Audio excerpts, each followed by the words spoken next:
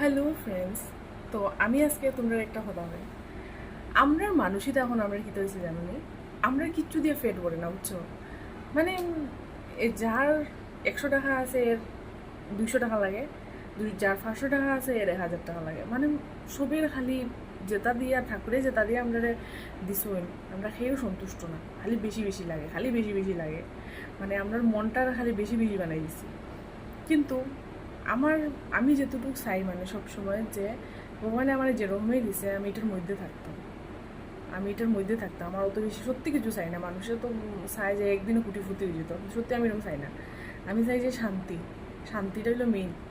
খালি টাকা পয়সা দিয়েও সব কিছু হয় না, যে হাজব্যান্ডের চাকরি করে বা হাজব্যান্ড বড় বিজনেসম্যান তুমি শান্তি ফেলি বা এরকম কিন্তু না, টাকা দিয়ে কিন্তু সব কিছু হয় না। মেইন হইল শান্তিটা। তখন আমরা মেয়েরা খালি ভাবি যে জামাই সরকারি চাকরিয়ান বা এরকম বিজনেসম্যান, যদি ভালো বিজনেসম্যান হয় তেমন হয়, মানে পয়সা আর কি, পয়সা থাকলে ভালো। কিন্তু এটা কিন্তু একদম না। জামাই অনেক গরিব ছেলেরা আছে, তারা কিন্তু তারা বউরে অনেক সুখে রাখে, আর অনেক ধনী ছেলেরা আছে তারা কিন্তু বউরে সুখে রাখে না। তো আমি এটা কইতাম না যে সব সমান, সব কিন্তু সমান নয়। তো এটাই যে তোমরা যদি বিয়া কইও না আমি জ্ঞান দিলেই, আবার হই না যে জ্ঞান দিলেই, যেহেতু ফেসবুক জ্ঞান দেওয়ার লাগি বানাইছে তো জ্ঞান তো দিমই। তো যারা যারা এখনো বিয়া করছো না, প্লিজ খালি টাকা দিকা পাগল হইজিও না। মানে এটলিস্ট ছেলেটার সব কিছু দেখকে এরপরে বিয়া হইল। কারণ আরেকটা রূপ দিকে কোনোদিনও বিয়া, মানে রূপ দিককে পাগল হইয়া কোনোদিনও বিয়া হইল না। কারণ বিয়ার পরে রূপের কোনো হানি হয় না। সবসময় রূপের বিয়ার পরে ঠিক আছে অতিরিক্ত পয়সা না লাগলেও অল্প স্বল্প পয়সা লাগে। তো মানে মোটামুটি তোমার খাবাইতেও পারতো, এরকম ছেলে সবসময় দেখো। আর রূপ দিককে পাগল হয়েছিল না, চেহারা দিকে কিতে হইতো। সত্যি কথা, মানে চেহারা দিকে কোনো লাভ নাই। তো বিয়ার পরে শুধু টাকা লাগে, টাকা ঠিক আছে কিন্তু অতিরিক্ত না, মোটামুটি একটা টাকা লাগে।